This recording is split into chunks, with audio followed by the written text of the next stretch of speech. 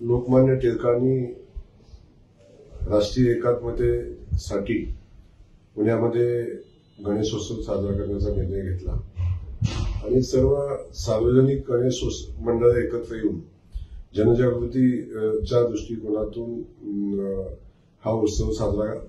करण्याचा निर्णय घेतला आणि त्यातून राष्ट्रीय एकात्मता वाढीला लागली। पण हे गणेशोत्सव जेव्हा साजरा होत असताना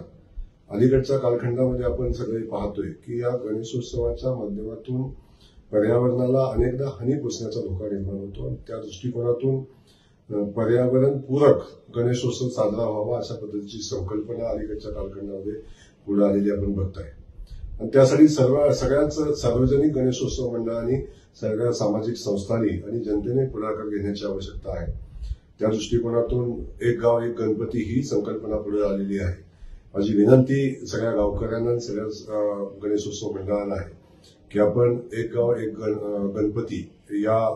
दृष्टिकोनातून गणेशोत्सवाचं नियोजन करण्याचा प्रयत्न आपण केला पाहिजे आणि त्या अनुषंगाने या गणेशोत्सवामध्ये प्लास्टिक बंदी असेल किंवा अनेकदा पर्यावरणाला हानी पोहोचवणाऱ्या अनेक गोष्टी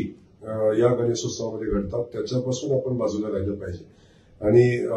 गणेशोत्सवाच्या निमित्तानं तयार होणारं जे निर्माल्य आहे त्याचं व्यवस्थित व्यवस्था लावणं ही आपली जबाबदारी आहे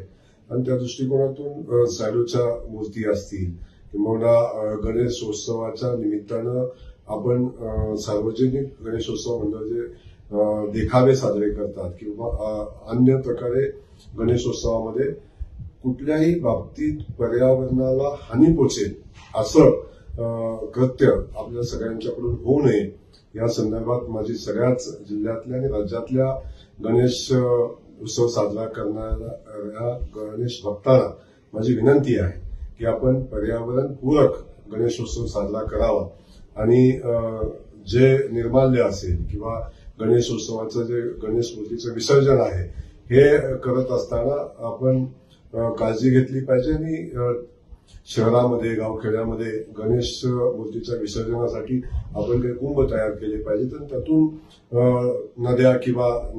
अन्य ठिकाणी जे प्रदूषण होण्याचा धोका आहे तो टाळण्याचा आपण सगळ्यांनी प्रयत्न करावा अशा पद्धतीची विनंती या निमित्ताने मी सगळ्या जिल्हावासियांना, सगळ्या गणेश भक्तांना, सगळ्या सार्वजनिक मंडळांना या निमित्तानं करतो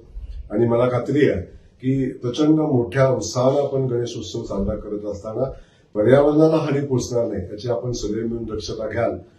अशी मला खात्री आहे।